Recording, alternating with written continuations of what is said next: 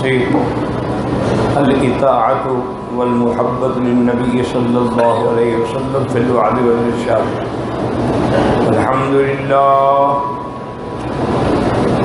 الحمد للہ وکفى والصلاة والسلام علی خاتم الانبیاء سیدنا وحبیبنا محمد المصطفى وعلى آلہ المجتبى واصحابہ النجبى. اللهم صل على سيدنا محمد النبي الأمي الهاشمي وعلى آله وأصحابه نجوم الهدى.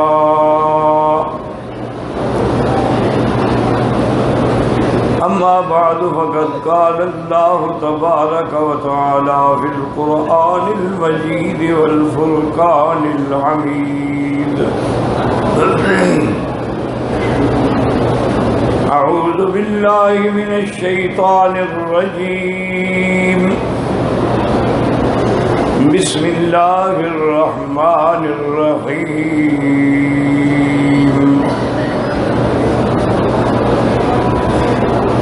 لقد جاءكم رسول من أنفسكم عزيز عليه ما عنتم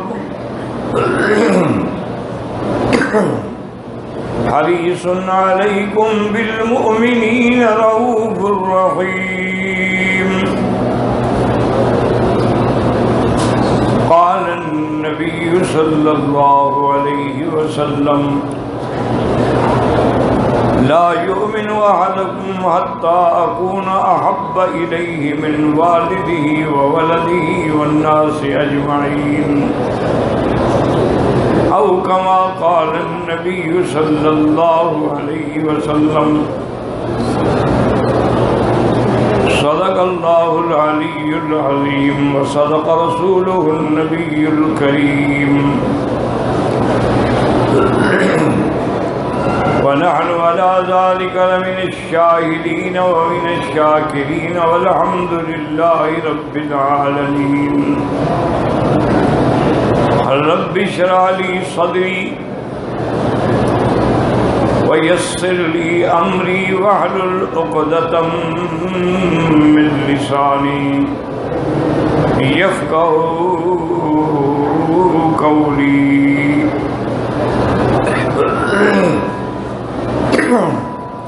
سبحانك لا علم لنا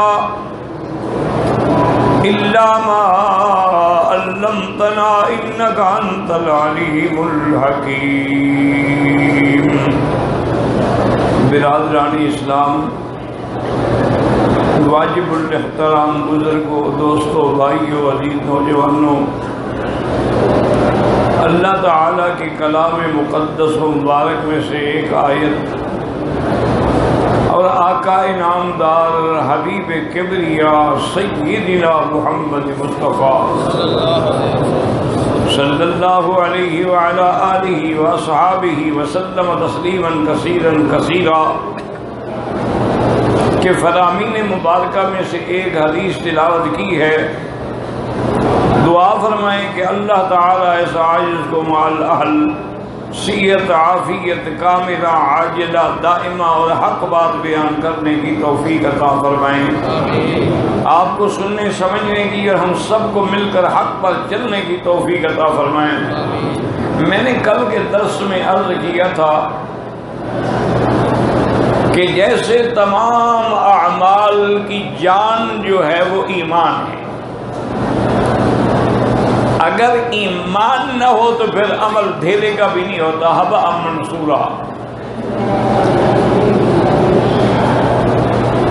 لیکن اگر ایمان ہو تو پھر اس اعمال صالحہ کے اللہ تعالیٰ درجات ثواب بلند کرتے ہیں.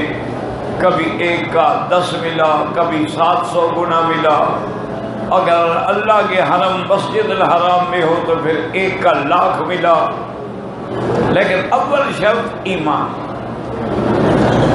کہ اعمال کی جان جو ہے وہ ایمان ہے. اور ایمان کی جان جو ہے وہ محبت محمد مصطفیٰ ہے۔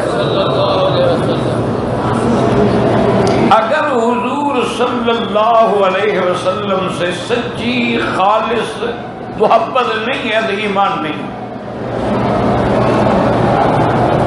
اللہ نے بھی قرآن میں قسم کھائی، فلا وربک، محمد مصطفیٰ تیرے رب کی مجھے قسم،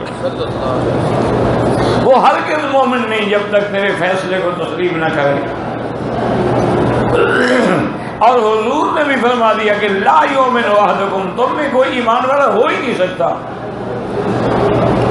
جب تک کہ اپنے والد، اولاد اور ساری مخلوق سے زیادہ پیارا محمد مصطفیٰ صلی اللہ علیہ وسلم۔ اسی لیے آپ دیکھیں صحابہ کرام کی قربانیاں دیکھیں۔ حضرت خبیب رضی اللہ تعالی عنہ کو کافروں نے بڑے ظلم و ستم کیے۔ حارث کے بیٹوں نے انہیں رات دن ظلم و تشدد کا نشانہ بنایا، اور آخر میں فیصلہ کیا کہ ہم اسے پھانسی پہ لٹکا دیں۔ اس کو پھانسی دینے کے لیے مسجد تنعیم لے گئے، کیونکہ ان کے اس دور میں بھی ان کا عقیدہ تھا کہ اللہ کے حرم میں کسی کو قتل نہیں کیا جا سکتا۔ یہ حرم جو ہے یہ امن کی جگہ ہے۔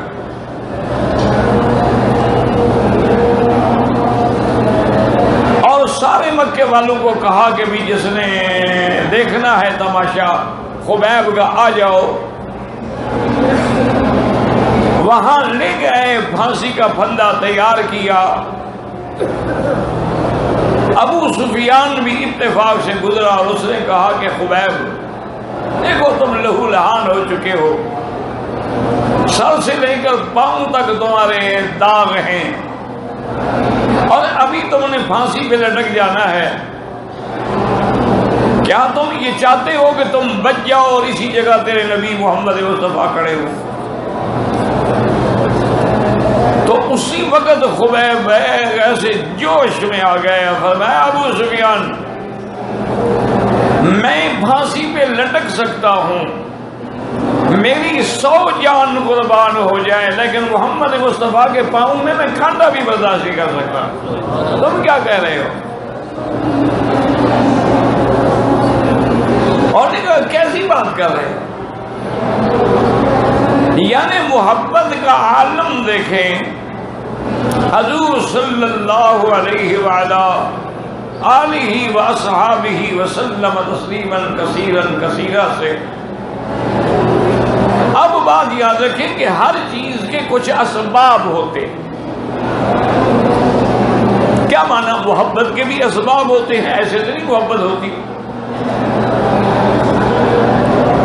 محبت کے اسباب یہ ہوتے ہیں، یاد رکھ لیں کہ یا جمال ہوگا کہ اس کے جمال کی وجہ سے محبت ہے، یا کمال ہوگا کہ اس نے کام ایسا کیا ہے کہ دنیا حیران ہے۔ جمال ہوگا یا کمال ہوگا یا نوال ہوگا۔ نوال مانا عطا ہے، ہر کسی کو دے رہا ہے، دے رہا ہے، دے رہا ہے، اس سے بھی لوگ محبت کرتے ہیں۔ اسی لیے اس واقعے کے بارے میں تو قرآن مقدس میں بھی موجود ہے کہ جب امرأۃ العزیز نے سیدنا یوسف علیہ السلام پہ مکر کیے، ڈورے ڈالے، دروازے بند کیے، مجبور کیا، لیکن اللہ کا پیغمبر گناہوں سے پاک تھا، انہوں نے توجہ بھی نہ کی، قال معاذ اللہ، مجھے اللہ کی پناہ۔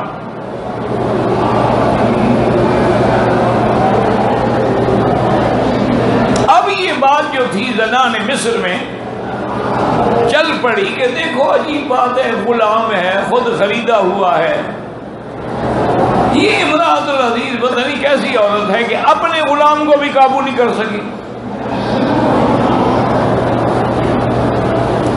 اگر اس کے مقابلے پہ ہم ہوتے بجائے کہ یوسف علیہ السلام بات نہ مانتا.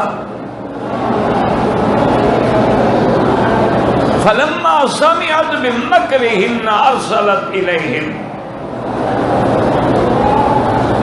جب امرأۃ العزیز کو پتہ چلا کہ ایسی باتیں ہو رہی ہیں عورتوں میں، تو اس نے سوچا اب اس کا میں کوئی حل تو کروں نا.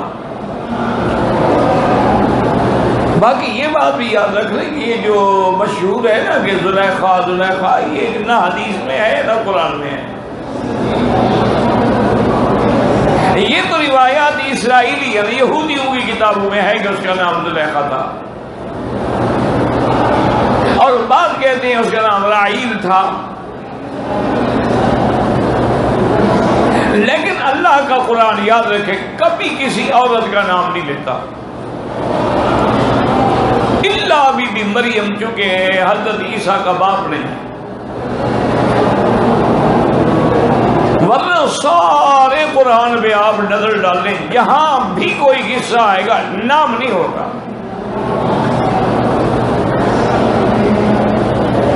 اس سے علماء نے لکھا کہ اشارہ ہے کہ جیسے عورت کے جسم پہ پردہ ہو، عورت کے اسم نام پہ بھی پردہ ہونا چاہیے.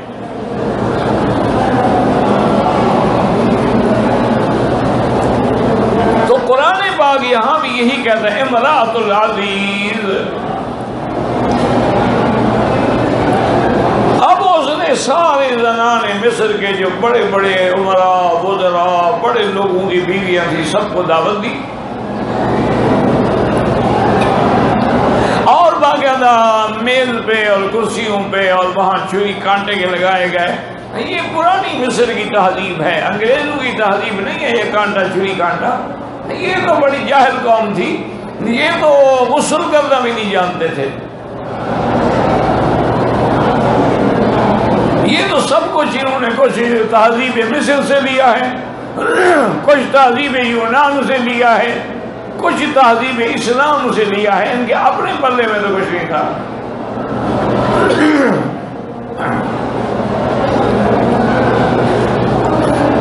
اب انہوں نے میزیں لگا دی، کرسیاں لگا دی، پھل رکھ دیے، کھانے وانے ہر چیزیں ہو گئی.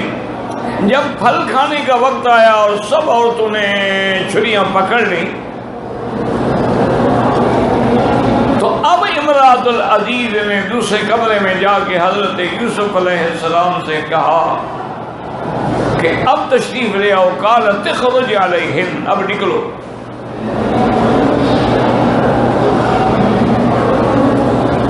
اب اللہ کا قرآن کہتے فلما رأینہ اکبرنہ وقطعن ایدیہن، جب یوسف علیہ السلام آئے اور دیکھا تو حیران ہو گئی. قرآن کہتے کہ انہوں نے اپنی انگلیاں کاٹ ڈالی کیونکہ دیکھ ادھر رہی تھی اور ہاتھ چل رہے تھے. اور اس کے بعد یہ اعتراف کیا کہ قلنا حاش للہ ما ھذا بشرا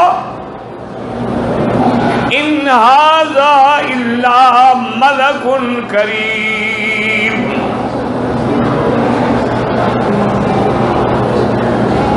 اب امرأۃ العزیز نے کہا اسی لیے اس کی وجہ تہمتیں لگا دی، اب تم کیوں ہاتھ کاٹ کے بیٹھی ہوئی ہو؟ تو بہرحال علماء نے لکھا کہ جمال یوسف کی تاب نہ لا کے ہاتھ کاٹ بیٹھی. اور اسی کو بی بی عائشہ صدیقہ رضی اللہ تعالی عنہا نے فرمایا ہے کہ لو رأینا جمال محمد لقطعنا قلوبہن، خدا کی قسم اگر میرے مدنی کا جمال دیکھتی تو دلوں پہ چھریاں پھیر دیتی.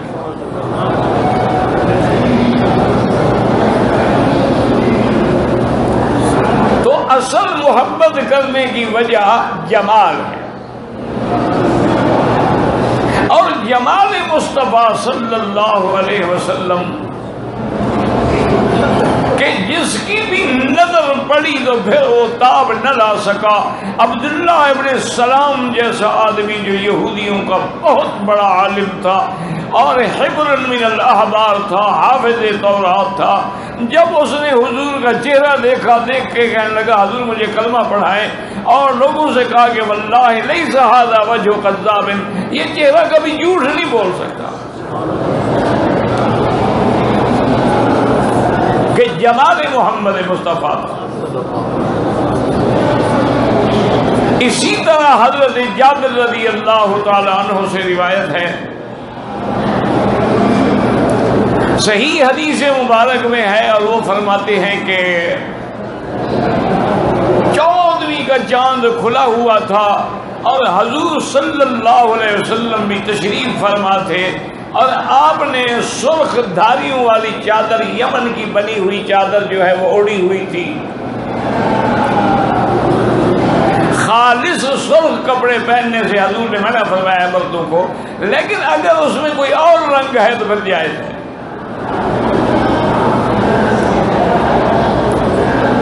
کہتے میرے دل میں خیال آ گیا، میں کبھی چاند کو دیکھتا، کبھی حضور کے چہرے مبارک کو دیکھتا۔ حضرت جابر رضی اللہ تعالیٰ عنہ فرماتے ہیں کہ میں نے بڑا دقت سے غور کیا، کہا واللہ خدا کی قسم ہے حضور کا چہرہ مبارک جو تھا وہ چاند سے زیادہ روشن تھا۔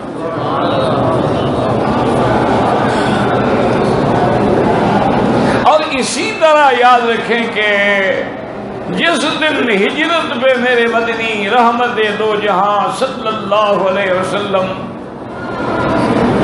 مدینہ منورہ جا رہے تھے تو پورا مدینہ جو ہے سراپا انتظار تھا،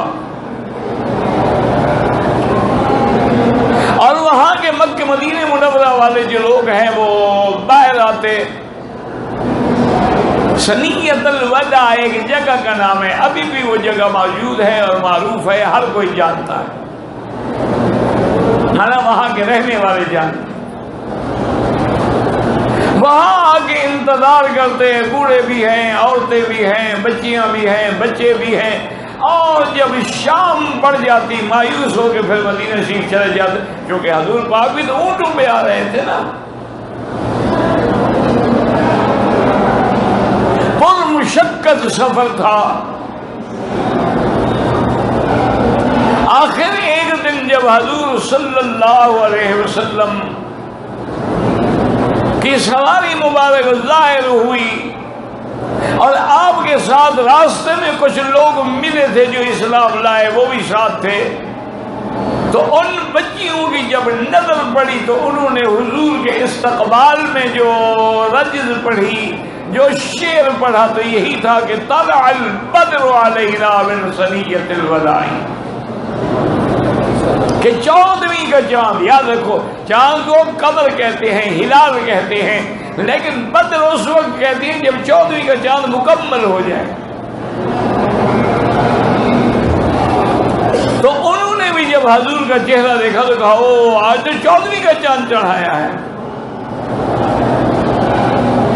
اور اسی طرح صحیح احادیث مبارک میں ہے، صحابہ کہتے ہیں واللہ ما رأینا اضواء یوم، ہم نے اس سے زیادہ روشن دن نہیں دیکھا مگر جس دن حضور مدینہ تشریف لے آئے، ایسی روشنی تھی جو آج تک کبھی نہیں دیکھی گئی، سارا مدینہ روشن ہو گیا۔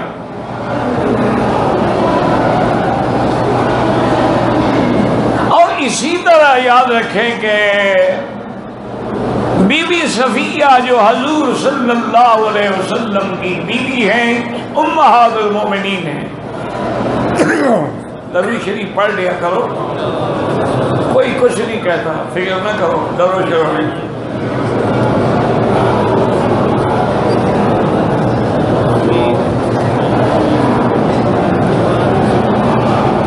اللہ اکبر۔ تو بی بی صفیہ جو ہے یاد رکھیں یہ خیبر کے ایک بہت بڑے سردار کی بیٹی تھی اور خیبر کے ایک بہت بڑے سردار کی بیوی تھی۔ اللہ نے جب حضور کو فتح عطا فرمائی، خیبر فتح ہو گیا، یہودیت ہار گئی، اور انہوں نے حضور سے سلو کر لی، تو بی بی صفیہ جو ہے یہ بھی سبھی میں، یعنی وہ لوگ جو مال غنیمت میں قید ہو گیا تھے ان میں آئی تھی۔ تو صحابہ نے عرض کیا کہ یا رسول اللہ، ایک سردار کی بیٹی ہے اور ایک سردار کی بیوی ہے، بہتر ہے کہ آپ اس کو اپنی غلامی میں رکھ لیں۔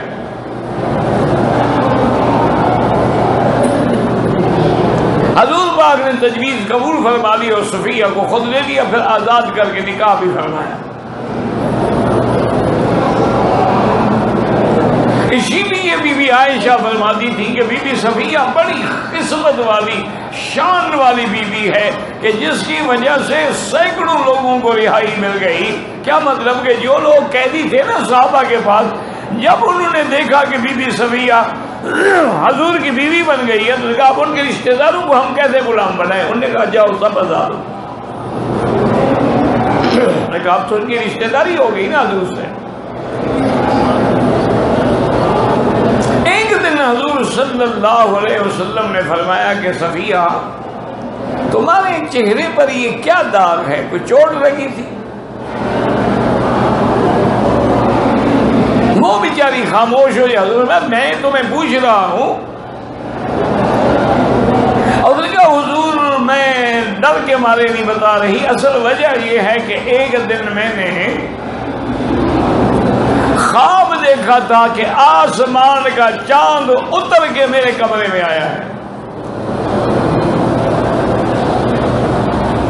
میں نے اپنے خاوند کو جب یہ خواب بتلایا تو اس نے کہا اچھا تو تريدين محمد، تم حضرت محمد مصطفیٰ کی بیوی بننا چاہتی ہو؟ یعنی چاند کی تشبیہ کافر بھی سمجھتے تھے کہ اس سے مراد محمد مصطفیٰ ہے۔ انہوں نے کہا انہوں نے غصے میں آ کے مجھے مارا تو اس کے ہاتھ میں کوئی چیز تھی جو لگ گئی، وہ نشان رہ گیا۔ اسی طرح سیدنا ابی ہریرہ رضی اللہ تعالی عنہ سے روایت مبارک ہے، کہتے ہیں کہ میں نے جب بھی حضور کے چہرہ مبارک کو دیکھا ایسے معلوم ہوتا تھا کہ کأن القمر تجری فی وجہہ، گویا حضور کے چہرے میں چاند دوڑ رہا ہے۔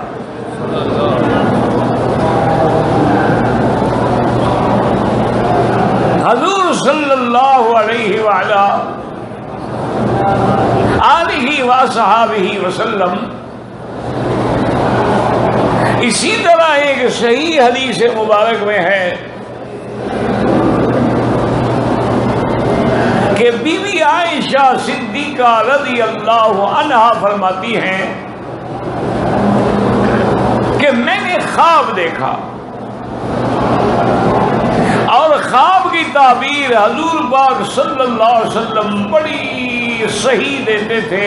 اور مسئلہ سمجھ لو، اگر خواب دیکھو اور خواب میں کوئی ڈراؤنی بات ہو تو کسی کو بتاؤ نہیں۔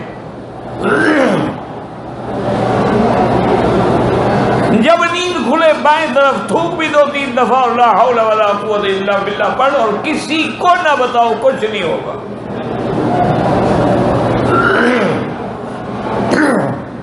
اور اگر خواب دیکھو لیکن سمجھ نہیں آ رہا اچھا ہے یا برا ہے، تو پھر بھی یہ حکم ہے کہ کسی عالم کی خدمت میں جا کے خواب پیش کرو تاکہ وہ صحیح تعبیر دے کہ الرؤیا علی رجل طائر، جیسی تعبیر ہوگی رویا اسی طرح ہو جاتا ہے۔ پھر ہر کسی کو نہ بتایا کریں، کسی اہل علم کو بتائیں جو اگر جواب دے گا تو بہتر تعویل کرے گا، یا تمہیں کسی اور عالم کا دروازہ دکھا دے گا۔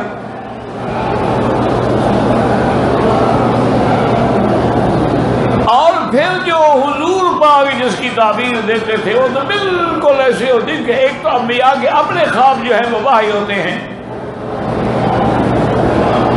اور حضور صلی اللہ علیہ وسلم کے صحابہ میں سیدنا ابی بکر رضی اللہ تعالی عنہ جو ہیں ان کو بھی تعبیر سے بڑا تعلق تھا، وہ بھی بڑی صحیح تعبیر دیتے تھے خوابوں کی۔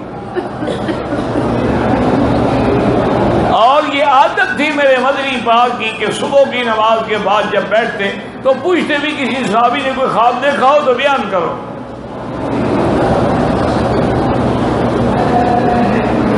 اگر کوئی خواب بیان کرتا تو حضور پاک فرماتے ابو بکر کو عبر یا اب ابو بکر اس کی تعبیر بتاؤ.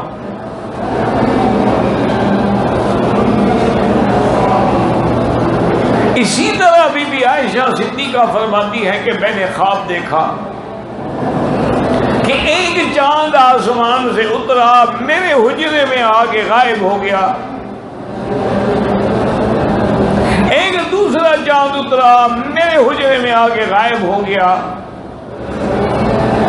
ایک تیسرا چاند اترا، میرے حجرے میں آ کے غائب ہو گیا. میں حیران ہو گئی، نیند کھل گئی کہ آسمان کے چاند میرے حجرے میں آ کے کیسے غائب ہو گئے.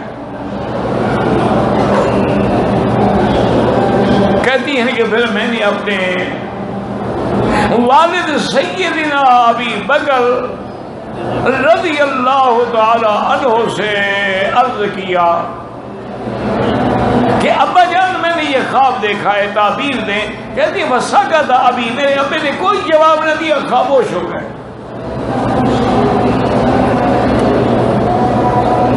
میں سمجھ گئی کہ بھی اس میں کوئی حکمت ہے. اور کہتی ہے کہ جب حضور صلی اللہ علیہ وسلم کی وفات ہوئی اور میرے حجرے میں حضور صلی اللہ علیہ وسلم دفن ہوئے تو ابو بکر روتے ہوئے آئے اور کہا عائشہ ھذا اول قمر، یہ وہ پہلا چاند ہے جو تم نے خواب میں دیکھا تھا، تمہارے حجرے میں آ گیا.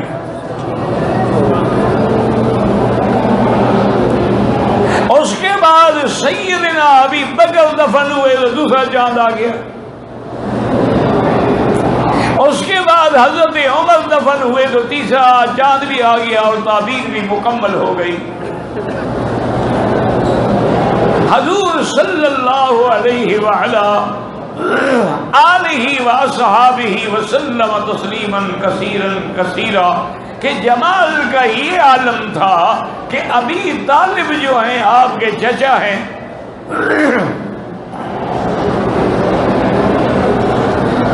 اور عبد المطلب کی کفالت کے بعد ابی طالب آپ کے کفیل تھے. ابی طالب کہتی ہیں کہ میں حضور کو بڑا مجبور کرتا، بچپن تھا حضور صلی اللہ علیہ وسلم کا، میں مجبور کرتا کہ میرے بھتیجے، میرے بیٹے، تم میرے ساتھ بستر پہ لیٹا کرو، لیکن بڑی شدید گرمی ہے، قمیص مبارک اتار دیا کرو. لیکن حضور نہیں مانتے تھے. آخر ایک دن میں نے زبردستی کہا کہ کیا کر رہے ہیں آپ، قمیص اتار کے سوئے. کہتے ہیں کہ خدا کی قسم ہے جس دن حضور قمیض کے بغیر میرے بستر پہ لیٹے ہیں اور آپ کا بدن مبارک اس بستر پہ لگا ہے، صبح جب میری آنکھ کھلی تو پورا کمرہ جو ہے خوشبو سے مہک رہا.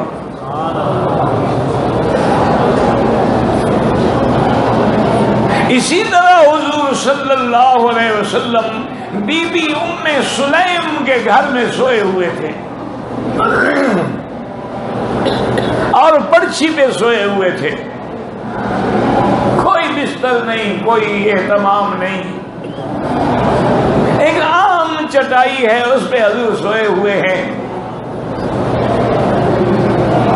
اور بی بی ام سلیم کیا کرتی کہ کپاس لے کر حضور کے بدن پہ ایسے ایسے لگاتی کہ آپ کے آرام میں بھی خلل نہ ہو، اور کپاس میں جتنا پسینہ لگ جاتا وہ کسی شیشی میں اس کو نچوڑ کے رکھ دیتی.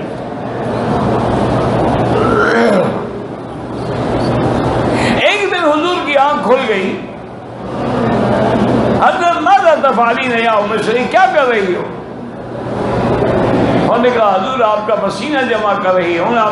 میں لماذا، انہوں نے کہا یا رسول اللہ صلی جمعہ کا دن ہو، عیدین کا دن ہو، خوشی کا دن ہو، رمضان کا دن ہو، بڑے لوگ جو ہیں وہ تو عطر استعمال کرتے، ہم غریب لوگ کہاں سے عطر خریدیں؟ کیونکہ خوشبو لگانا جو ہے یہ سنت ہے محمد مصطفیٰ. مرد ہو یا عورت ہو. انہوں نے کہا حضور ہم عطر نہیں خرید سکتے، میں آپ کے پسینے مبارک کو جمع کر کے ایک شیشی میں بند کر لیتی ہوں، اور جب کوئی جمعہ کا موقع آتا ہے، عید کا آتا ہے، اپنے بچوں کو یہی پسینہ لگا دیتی ہوں. حضور جس مجلس میں وہ جاتے ہیں تو خوشبو چھا جاتی ہے، وہ حیران ہوتے ہیں کہ یہ عطر تم نے کس دکان سے لیا ہے. انہوں نے کہا ہمیں تو پتہ نہیں ہے، یہ پسینہ ہے محمد مصطفیٰ صلی اللہ علیہ وعلا آلہ و اصحابہ وسلم تسلیما کثیرا کثیرا. اسی طرح ابی طالب آپ کو لے کے تجارت کے لیے نکلا، کیونکہ مکے والے جو ہیں یہ بنیادی طور پہ تجارت کرتے تھے. اگر گرمیاں ہوتی تھی تو شام جاتے تھے، سردیاں ہوتی تھی تو یمن جاتے تھے. وہ کہتے ہیں ہم قافلے کو لے کے چل پڑے. راستے میں ایک راہب تھا، وہ اس کا بہت بڑا عبادت خانہ تھا، اور وہ کسی کی پرواہ نہیں کرتا تھا. جو جاتے مل آتے ورنہ خود کسی کو نہیں بلاتا تھا.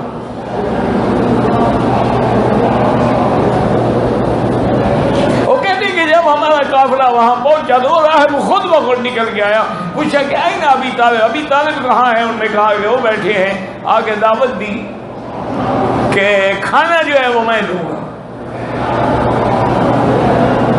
سارے قافلے کی دعوت.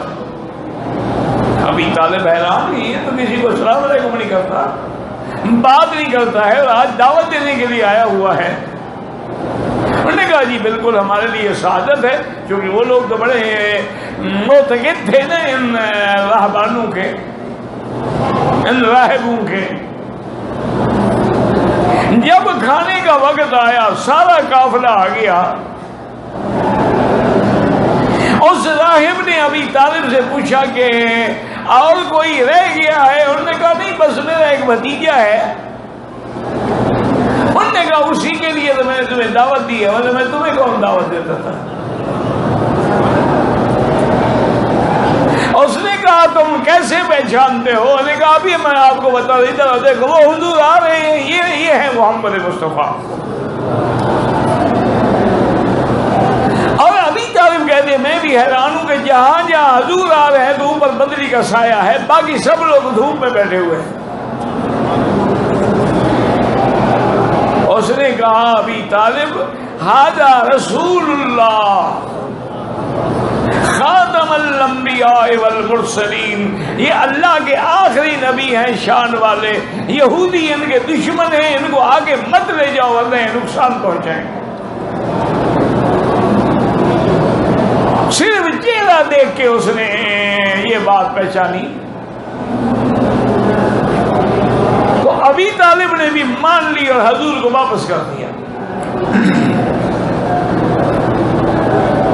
اسی طرح جمال محمد صلی اللہ علیہ وسلم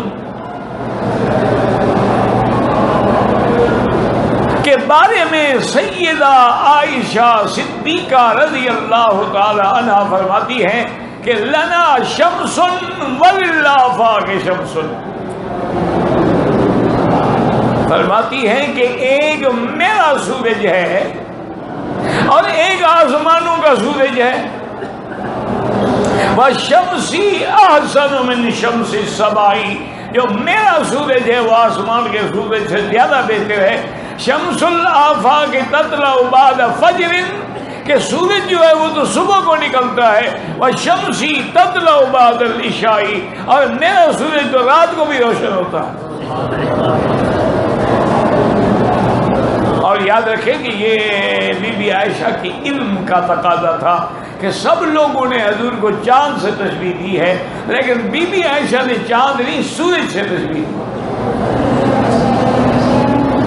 اس کی وجہ یہ ہے، یاد رکھو کہ چاند تو سورج سے ہی نور لیتا ہے. چاند سورج کا محتاج ہے اور سورج اللہ کے حکم سے نور لیتا ہے. اس لیے بی بی عائشہ نے سورج کہا ہے کہ سب کو روشنی محمد مصطفیٰ سے ملی ہے. صلی اللہ علیہ وعلا آلہ وصحابہ وسلم تسلیما کثیرا کثیرا۔ اور اسی طرح یاد رکھیں کہ حضور پاک رحمت دو عالم صلی اللہ علیہ وعلا آلہ وصحابہ وسلم تسلیما کثیرا کثیرا، آپ کی زندگی کے کس کس گوشے پہ آپ نظر ڈالیں گے تو جمال محمد مصطفیٰ کا بھی کوئی مقابلہ نہیں کر سکتا۔ اب مسئلہ سمجھو کہ حدیث میں ہے کہ اللہ نے جو جمال پیدا کیا ہے اس میں آدھا ملا ہے حضرت یوسف علیہ السلام کو اور آدھا ساری مخلوق پہ تقسیم کیا گیا۔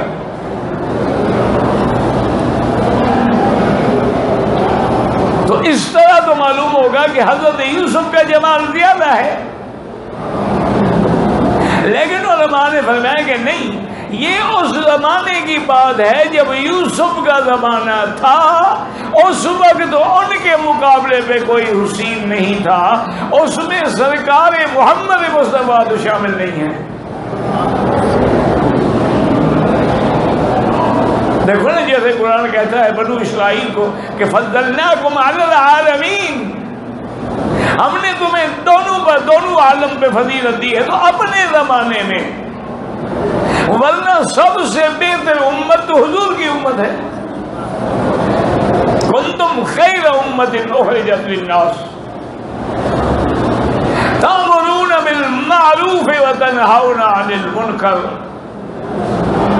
تو اس لیے ہمیشہ یاد رکھیں کہ حضور کا جمال صلی اللہ علیہ وعلا آلہ وصحابہ وسلم تسلیما کثیرا کثیرا، آپ کے جمال کا کوئی مقابلہ نہیں کر سکتا۔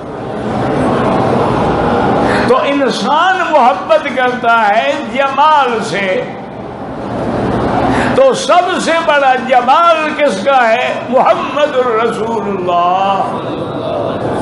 دل سے کہہ لو صلی اللہ علیہ وعلا آلہ واصحابہ وسلم تسلیما۔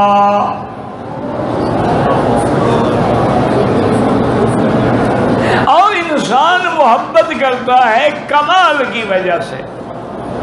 جب کسی کا کمال دیکھتا ہے نا تو محبت پیدا ہوتی ہے۔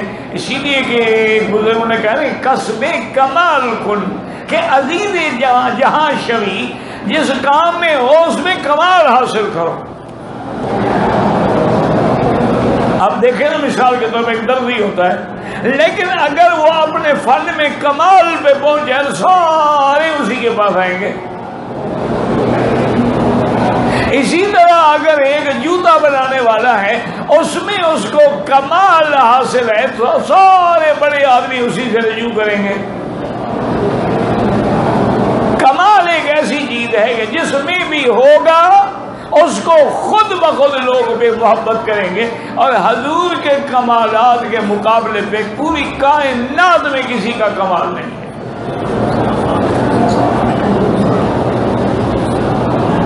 حضور صلی اللہ علیہ وسلم جب غزوہ خندق پر صحابہ کے ساتھ کھدائی میں مشغول تھے تو حضرت جابر رضی اللہ تعالی عنہ نے دیکھا کہ حضور نے پیٹ مبارک میں پتھر باندھے ہوئے ہیں پیاس بھوک کی وجہ سے، تاکہ آنکھوں میں بل نہ پڑ جائیں۔ باقی یاد رکھو اگر اللہ چاہتے تو بغیر کسی خندق کے کسی چیز سے حضور کی مدد فرما دیتے، لیکن نظام عالم یہی ہے، کبھی فتح ہوگی کبھی شکست ہوگی، اور اسباب عالم پہ عمل کرنا ہوگا، ورنہ تو حضور پاک تو خود آپ کا ہاتھ شفا ہے، لعاب شفا ہے، بدن شفا ہے، وجود شفا ہے، لیکن حضور بھی علاج فرماتے تھے سنت ہے۔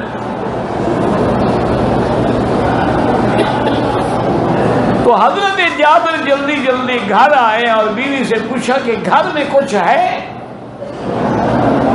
انہوں نے کہا کہ اتنا آٹا ہے کہ 5 یا 6 آدمی 7 آدمی کھا سکتے ہیں، اور اتنا یہ سامنے چھوٹا بکرا ہے، اس کا گوشت بھی یہی 4-5 کلو نکل آئے گا۔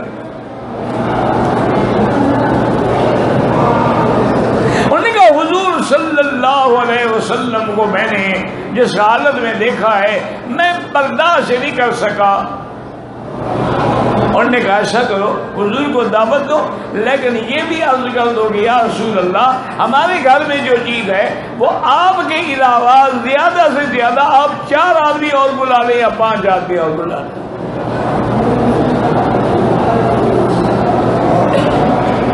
حضرت جابر رضی اللہ تعالی عنہ آئے اور بڑی رازداری سے حضور کی خدمت میں دعوت دی اور عرض کیا کہ یا رسول اللہ گھر میں اتنا ہے کہ اس کو 5 یا 6 آدمی سے زیادہ نہیں ہے۔ حضور پاک باہر نکلے خندق سے، کھڑے ہو کے آواز دی کہ ہلمو الی دعوت جابر، فرمایا صحابہ کام چھوڑ دو، چلو جابر کی دعوت پہ۔ اب 1500 کا لشکر ہے۔ حضرت جابر دوڑے جلدی جلدی گھر اور چہرے پہ ہوائیاں اڑ رہی ہیں۔ انہوں نے کہا کیا بات ہے، کیوں گھبرائے ہو؟ انہوں نے کہا ہم نے تو 5 آدمی کی دعوت کی، حضور نے سارے قافلے کو سارے لشکر کو بلا لیا ہے۔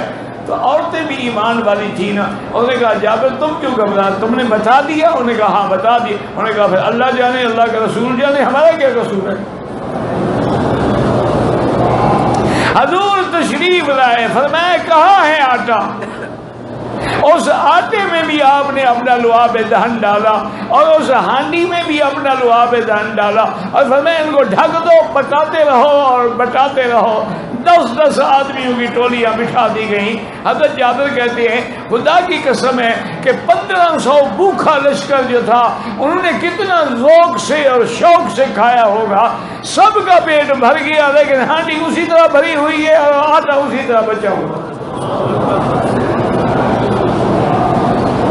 کمال محمد مصطفیٰ صلی اللہ علیہ وسلم کے آپ کے لعاب میں یہ برکت تھی۔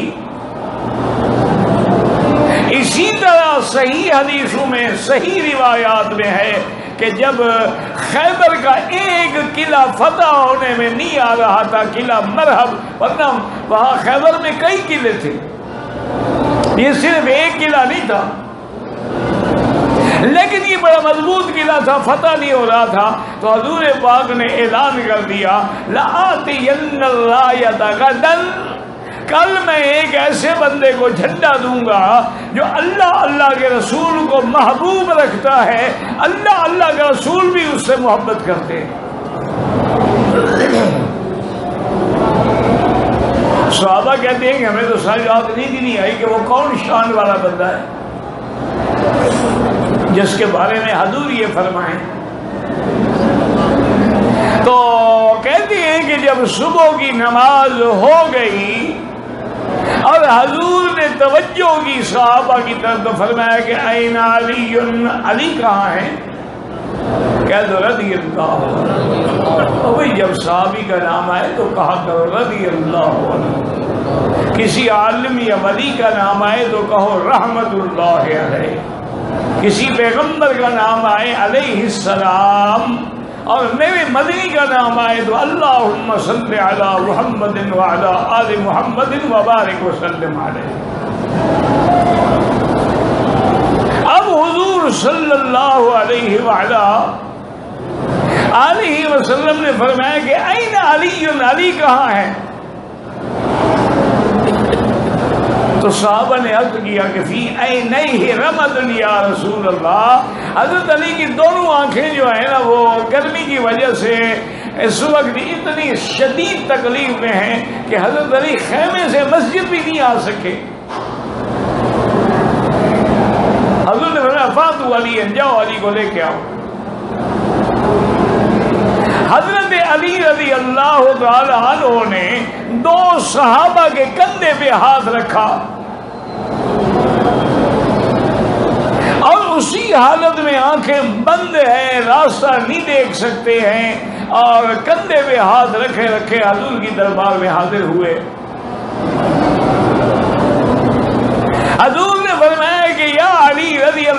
تعالی عنہ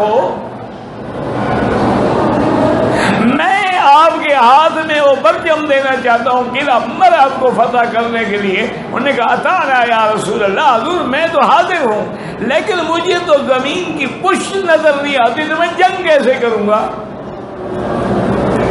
حضور نے فرمایا ادنو منی، میرے قریب ہو جاؤ. حضور نے اپنی انگلی مبارک پہ اپنا لعاب لگایا اور حضرت علی کی آنکھوں پہ لگا دیا. فرمایا اب کھولو. حضرت فرماتے ہیں خدا کی قسم اس کے بعد پھر کبھی میری آنکھوں میں تکلیف نہیں ہوئی. حضور کا لعاب لگ جائے پھر کیا تکلیف ہو سکتی تھی؟ حضور نے کی وہ پرچم تو حضور پاک کے لعاب نے حضرت علی رضی اللہ تعالی عنہ کی آنکھوں کو ہمیشہ کے لیے روشن کر دیا. اور حاجی صاحبان تمہیں بھی مبارک ہو کہ حضور نے جب ڈول لیا ہے زمزم کا، ڈول بھر کے اس میں بھی اپنا لعاب ڈالا تھا کہ قیامت تک حاجی مستفید ہوتے رہے. کہہ دو الحمدللہ. اللہ آپ کو بھی اور ہمیں بھی یہاں کے برکات و ثمرات اور حضور سے محبت اور حضور کی اطاعت کی توفیق عطا فرمائے.